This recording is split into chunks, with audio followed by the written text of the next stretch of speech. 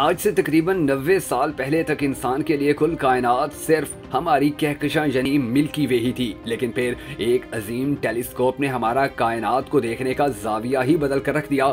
हमें मालूम हुआ कि हम रात को आसमानी पर्दे पर जो कुछ देखते हैं वो तो महज हमारी कहकशां का हिस्सा है, जबकि कायनात में इस जैसी मजीद कहकशाएं भी हो सकती हैं। बहरहाल वक्त गुजरता गया, मालूमात जदीद से जदीद तर होती गई और आज हमारा अंदाज़ा है कि हमारी कायनात में हमारी कहकशां जैसी 2000 अरब कहकशाएं मौजूद हैं। यही वजह है कि जब माहिरीन फल्कियात से ये सवाल किया जाता है कि क्या हमारी कायनात के अलावा भी कई कायनातें हो सकती हैं, तो वो खामोश हो जाते हैं। उसकी वजह यह है कि अभी तो 100 साल पहले तक हम अपनी कहकशां के अलावा किसी और कहकशां के होने के कायल ही नहीं थे। लिहाजा अगर हमें लगता है कि हमारी कायनात भी एक है तो ऐन मुमकिन है कि गलत ही लगता हो। हमारा इल्म अपनी कायनात के मुतल्लिक कितना महदूद है, इसका अंदाज़ा आप इस बात से लगा लीजिए कि 1932 में एस्टोनिया से ताल्लुक़ रखने वाली खलाई तहकीककार अर्नेस्ट ओपिक ने दावा किया कि निज़ाम शमसी में वकूअ पज़ीर होने वाले वाक़यात के तहत ये कहा जा सकता है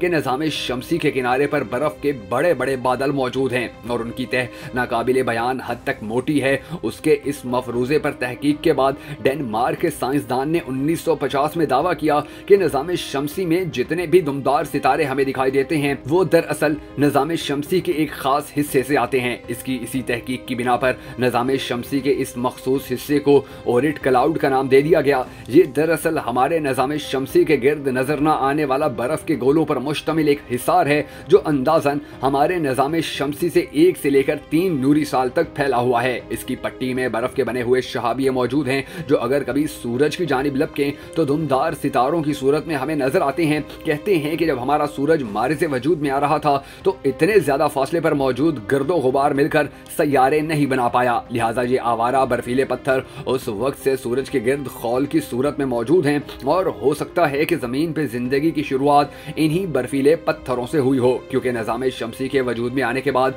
उसके नौजायदा सियारों पे करोड़ों सालों तक बर्फीले पत्थरों की बारिश होती रही। इन्हीं बर्फीले पत्थरों के जरिए जमीन पे वो अनासिर पहुंचे जिनसे जिंदगी ने पनपना शुरू किया। हमारा सूरज अपने एक मुकर्रर करदा रास्ते पर गामजन है। इस दौरान ओरिट क्लाउड से कुछ शहाबिये बसा औकात निज़ाम शमसी से अलग होकर दूसरे सितारों का रुख कर लेते हैं और बाज़ औकात दूसरे सितारों से आए हुए शहाबिये इसमें शामिल हो जाते हैं। अक्टूबर 2017 में एक पुरइसरार पत्थर जो कि 400 मीटर पर मुहित था सितारों के झुरमट से आया और सूरज का चक्कर लगाकर सितारों के एक और झुरमट की तरफ रवाना हो गया। ये पहला वाकया था जब साइंसदानों ने किसी ऐसे पत्थर को इतने करीब से देखा जो हमारे निज़ाम शमसी के बाहर से आया था। एक ऐसा ही पत्थर कुछ अर्सा पहले भी साइंसदानों को दोबारा दिखाई दिया था। याद रहे कि ओरिट क्लाउड नामी इस बर्फीली पट्टी को अभी तक इंसानों की जानिब से देखा नहीं जा सका है, लेकिन ऐसी बहुत सी निशानियां इसके होने का हमें यकीन दिलाती हैं। ये बर्फीली पट्टी हमसे कितनी दूर है इसका अंदाजा आप ऐसे लगाइए कि नासा ने तकरीबन 40 साल पहले एक खलाई गाड़ी